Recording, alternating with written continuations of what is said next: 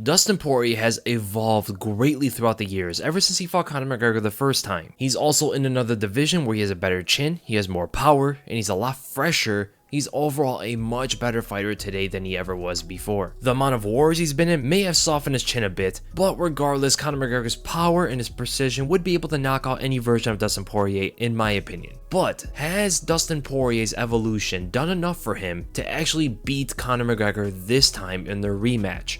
We have to look at a few things here. What exactly did Dustin Poirier evolve on? Where did he get better? What is new to his game? The two important things that Dustin has added to his wrestling game and his boxing game are: one, a well-timed double leg takedown against the cage, which requires pressure in order to be successful. You can already tell that's probably not the best thing going against Conor McGregor. Pressuring Conor is probably not going to happen, and Dustin's takedowns without pressure in the center of the cage are, I would say, a bit below average. He could even take down Anthony Pettis in the center of the cage, and Anthony Pettis doesn't have the greatest takedown defense. And also against Joe Duffy, again another guy who doesn't have the best takedown defense, or anywhere near Conor McGregor's. And number two, a shift punch combination, which solves a lot of his entry problems he always had his entire career, crossing great lengths to get close to his opponent so he can eventually get to his end goal of landing close range combinations on his opponent. I will talk more specifically about the shift punch later in this video, but you will see how much of a detriment it is when he fights a sniper. He still has a problem against snipers, the fact that he lost to both Conor McGregor at 145 and Michael Johnson at 155. The only two snipers he's ever fought in his entire career, he got knocked out by both those southpaw snipers, and he's never fought another one ever since. You also have to note the fact that Dustin Poirier still got knocked out so cleanly at 155 by two punches essentially, or one combination, from Michael Johnson, who does hit pretty hard, but doesn't hit as hard as Conor McGregor, or is as precise as him. He's only a bit faster than Conor. So if Johnson can knock out Poirier at 155 like that, for sure Conor McGregor can do it after Dustin's been in so many wars ever since this fight. And frankly, the addition to his boxing game, this shift punch combo, does not solve the problems he always had against snipers. In fact, it could make it worse for him when he fights Conor the second time. Well, first talking about the double leg takedown. For one, his takedowns are a lot better than ever before. His double leg takedown, for instance, like against Anthony Pettis and Joe Duffy, able to handle those two high-level grapplers on the ground so well is a huge thing coming to a fight with Conor McGregor. If he mixes up his boxing with his wrestling, and ultimately gets into his Brazilian Jiu-Jitsu, Conor may be in more trouble than he anticipates. Simply shooting from takedowns from a distance is not exactly Dustin Poirier's strength, even in his own wrestling style. He needs to shoot up against the cage in order to trip out the opponent. It was the only way he was able to take down guys like Anthony Pettis and Joe Duffy, who frankly don't have as good takedown defense as Conor McGregor. And what does takedowns against the cage need to be successful? It needs an advantage in pressure. Back the opponent up as close to the cage as possible so he can explode one time, shoot his opponent to the cage, and then look to work from there, lifting up and slam, which is the usual kind of takedown he gets on his opponents. There is a discrepancy here though. Anthony Pettis and Joe Duffy are easily backed up, and in fact they actually invite game backed up a lot, where Conor McGregor does not. Conor loves to be the assertive fighter in the cage. He likes to be the one that's taking over the fight. That means in order for Dustin Poirier to take down Conor McGregor, he needs to be the one that's pressuring Conor McGregor in the fight, and that is not going to be easy. Poirier does not have Khabib level threat in his takedowns. Conor is not going to respect Poirier's takedowns the way he respected maybe Khabib Nurmagomedov, so he's not going to back up at all, waiting for the takedown and looking to be defensive. Also, Poirier doesn't have Nate Diaz's chin to absorb the damage and go after a tired Conor McGregor, forcing him on the back foot. Those are the only times we've seen Conor move backwards in a fight, and Dustin Poirier does not have any of those qualities. And even if Dustin could get on Conor's hips, Conor's balance is insane, evident for how difficult it was for someone like Khabib to take him down in the very first round. And yes, if you could get under Conor's punches, especially that long left hand, if you can get under that and going for the double leg or the single leg, Conor is a lot easier to take to the ground if you counter some of his long punches. And Dustin Poirier definitely has an ability to do that, but he needs to set up his takedowns. That's the only way it's going to happen. He could use the switching stances of his punches to mask in a takedown under where Conor McGregor is going to try to counter him, right? So if Dustin comes in and throws a long left hand, Conor takes a step back to counter, Poirier can go right under that punch for the double leg, just like he did against Joe Duffy. But the thing is here, man, Dustin's takedowns are only strong against the cage. Ultimately, there's so many requirements for Poirier to take down Conor McGregor, it probably is not going to happen due to the pressuring factor. He needs to be the one that pressures Conor, and I don't think that's going to happen. And even on the ground, we have seen Dustin Poirier get swept and reversed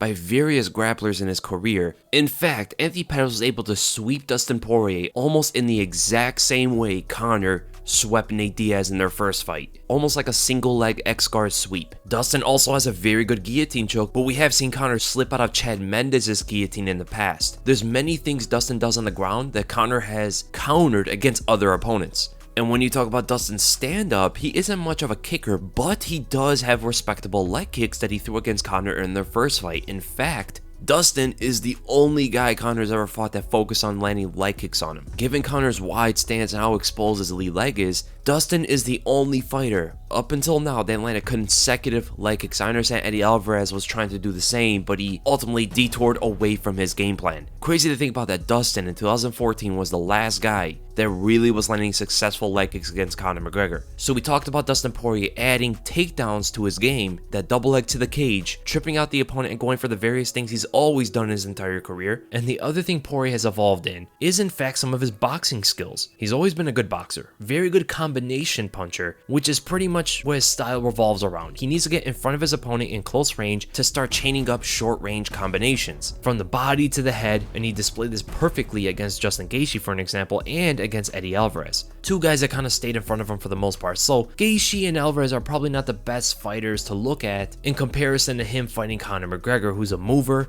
very elusive, very explosive, long reach, and is a southpaw sniper. There is only one other fighter Dustin has fought with very similar attributes, and that was Michael Johnson, who in fact was the only other sniper he's ever fought in his entire career, but unfortunately he lost to him as well. But a huge weakness Dustin has always had his entire career is a successful entry to get into that close range from a distance, so then he can finally land these combinations on his opponent. When he's fighting movers, you generally tend to see him have a hard time getting close to them. So what did he add on to his game to catch someone who moves as well as Max Holloway, who moves like maybe Dan Hooker, frankly even one time against Khabib Nurmagomedov? Dustin Poirier has added to his game a shift punch to his distance boxing game. A shift punch is basically just switching stances forward, throwing a punch with it. This is something that Bob Fitzsimmons pretty much invented in the world of boxing, where he was able to damage his opponents greatly, going to the body and going to the head, but Dustin does it a little bit different than Fitzsimmons. Dustin uses it as a rangefinder and crosses great lengths to land that big punch to eventually trap his opponents maybe against the cage, pressures them, gets them to shell up from the shift, so then he can start landing to the body, landing to the head, and put together his combinations. So specifically, Dustin Poirier is a southpaw fighter, right? This whole sequence comes down to this. He throws his left straight, which acts as a smoke screen,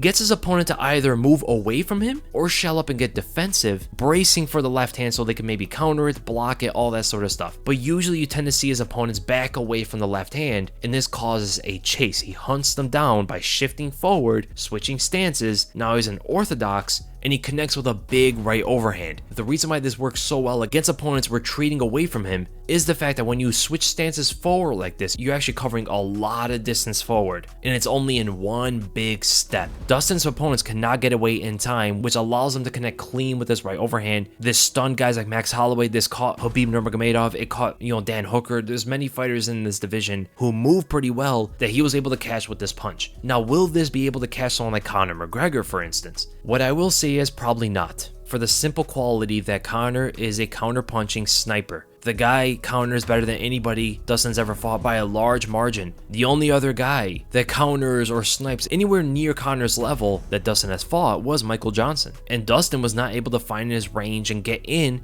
before he got sniped down. Dustin Poirier has a natural weakness against snipers. He does not do well against snipers because of his style. He's a combination puncher and he lacks defensive entries. So how he's gonna cross that range safely into that no man's land, that's the space between him and the sniper, how is he going to cross that range safely without getting shot down? Frankly, this shift punch is not the best entry against a sniper, because the way he sets everything up, you could probably notice it already, there's not a lot of defensive quality to it. There's not a lot of great safety entering into opponents like this, and it's a reason why guys like Dan Hooker was able to counter him so many times for trying this. Dan Hooker was countering with jabs, mid-shift, or even after the whole sequence. And if Dan Hooker is able to do it, who's not necessarily a counter-puncher by trade, you bet Conor McGregor is going to be able to do it way faster with more terrifying precision and power. Conor acts like a trigger man. If you show him any kind of weakness, any kind of vulnerability or opening, he's gonna blast right through it with that left hand. Conor's counterpunching is infinitely times better than it was when he fought Dustin the first time. In that fight, Conor wasn't even countering that much. He was actually the aggressor in the fight and just covered up against the big left hand. Nowadays, look how he knocked out Eddie Alvarez. Look how he knocked out Jose Aldo. Look how he was countering Nate Diaz, who's also a southpaw boxer with a longer range, and also his entries are way more unpredictable than Dustin Poirier's. The shift punch that Dustin has added to his game is an offensive tool. It's great to cause damage and hunt down the opponent, but it leaves him so open to counter strikes. Look how open Dustin is when he does this, and more importantly, look how long he's open for. I mean, we're talking about like half a second of an opening when he's switching stances forward like this. That's too much time given to someone like Conor McGregor to counter you. You cannot give an opening like this to Conor McGregor, or you'll simply eat a left coming in before you even see it. Conor is most dangerous when he's a counter puncher. That's usually when he tends to land these knockout blows or drop the opponent, all that sort of stuff. So it's probably not the best thing to be totally offensive in your entries, right? You're kind of falling into Conor's game. So in conclusion, I will say the shift addition to his game doesn't add much to make his defense better. Actually, with how much he uses it and spams it, he's always shifting forward now, it may make him an even more vulnerable target when he enters. He might even be easier to counter than ever before for someone like Conor McGregor. And there's another vulnerability that Dan Hooker showed everybody else. So he was countering the shift, and the other thing he was doing was he was also exposing the defense of Dustin Poirier when you press him a little bit. He naturally puts up a high elbow guard and shifts backwards, switches stances backwards into the parallel stance or the orthodox stance when you throw a punch at him, right? And this plants him in space to be attacked on. Hooker moved forward and showed Poirier the right hand, which causes Poirier to shift backwards into that parallel orthodox, and look how open he is, allowing Hooker to connect with the left hand. You also have to note, when Poirier switches back like this, he's also squaring up his shoulders. That high elbow guard is kind of meant to pull away from punches so you can keep that sideways stance, making you a smaller target for the opponent. But for instance, when Hooker is able to make you square up your shoulders because of how you reacted to his right hand, thus it exposes Dustin's chin even more. It also gives a bigger angle for a left hand to connect. Big problems against Conor, right? Dan Hooker's not necessarily a one-punch knockout artist the way Conor McGregor is. So ultimately, Dustin Poirier, in my opinion, is probably not going to beat Conor McGregor. I think he might get knocked out, getting countered coming in, or get hit coming in. Then Conor puts the pressure and finishes him off. The best way for Dustin Poirier, at least what we've seen from his evolution, is to mix up the wrestling with the boxing. He also has to kick the legs like he's done in their first fight. Frankly, nobody kicks at Conor's legs, even though he has such a wide stance. Sometimes he leans heavy on his front foot. There's a lot of openings for leg kicks. So if Dustin Poirier attacks with leg kicks, mix up boxing with wrestling, making the takedowns a way of an entry to get close to Conor so he can land some of his short-range combinations, that is going to be the best way for Dustin Poirier to beat Conor McGregor.